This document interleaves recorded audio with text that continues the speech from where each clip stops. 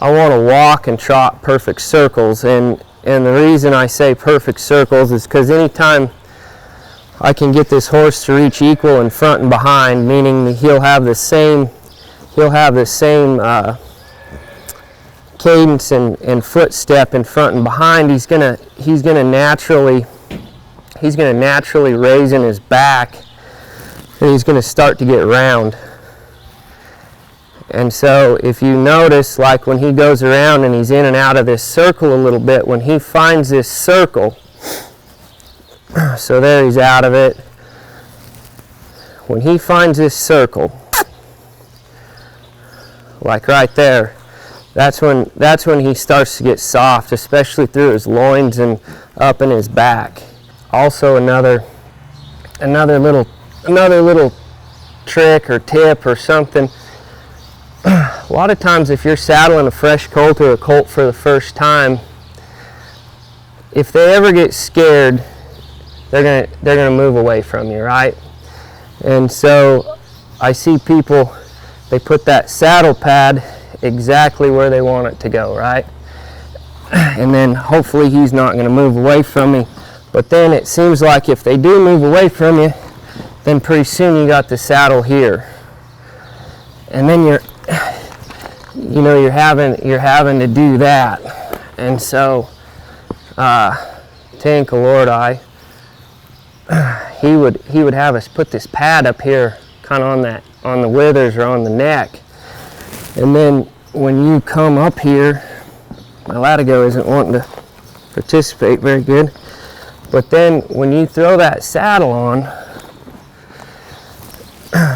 that saddle fits him on the shoulders. And a lot of times if you have a horse that wants to move around a little bit, when it lands up here, it's going to freeze them horses a little bit more. But when it lands back there and they start the old windmill around there, it's pretty hard to keep it on them. And so I'm always a fan of bringing that saddle pad up a little higher. Then when those stirrups land, if they do get scared, they're more liable to freeze instead of wanting to get moving.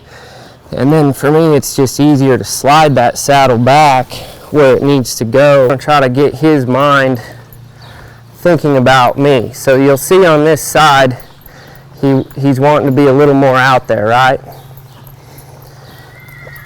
And for me, I want these horses to step up underneath themselves and find me and get themselves let down, not just kind of whirl that ass around. So I'm going to throw this rope on him, and I don't mind the missing, or I don't mind any of this stuff, because all I'm trying to do is just get him gentle and just let him know that it's all right. So what I like about this rope is, I'll give him a little more space here. What I like about this rope is when his mind does get out there, you see how he kind of cuts that circle off and then he gets out there? I can use this rope to see if I can get him to starting to hunt this circle a little bit. And you see he's cutting me off right here. And this is not a circle that I'm going to be interested in trotting or loping when I get on him. And so I'm going to try to use this to where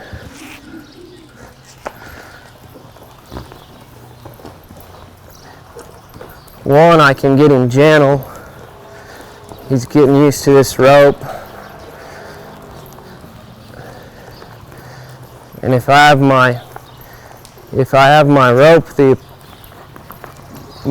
rope, the appropriate length to my halter rope,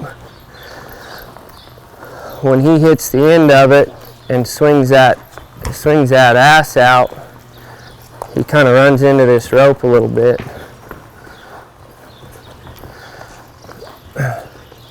And if you'll notice, it's more of a square than a circle, because I'll give to him and I'll let him find these square spots. And to me, these spots are going to show up when I ride him, because all he's doing is he's telling me he's tight behind, you know. He doesn't. And all I want to do is I just want to be able to direct his feet just a little bit. So if I ever get to a spot where I can't direct his feet, I'm going to try not to bend him more than what I can just be able to direct his feet. So what I mean by that is if he gets to drifting around, I don't want to see my horse drifting with a whole bunch of bend in his neck. If he's decided that he has to go over there, or he can't just guide off of this little bit of pressure, I'm going to try to go with him and use that pressure to my advantage. And so I guess what I mean by that is he's not really taking me anywhere. He kind of wants to go over here. So if he wants to go over there, which he went off, but see, I would try to use those pressure spots to help my lead departures and